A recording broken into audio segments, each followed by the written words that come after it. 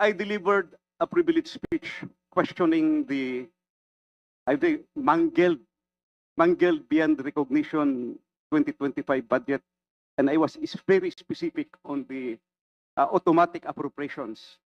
Almost ang daming ginalaw.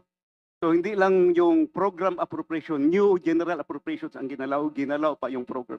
In fact, towards my ending statement, I have said that 2025 budget is the most corrupt budget ever passed in the history of Congress. Sinabi ko yan. You know what?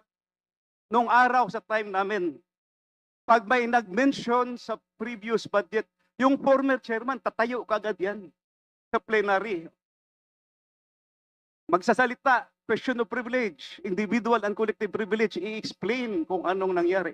Mr. Chairman, August 4 ako nagsabi, 2025 budget is the most corrupt budget. Hanggang ngayon, wala akong narinig na denial man lang sa previous chairman o sa previous members ng committee.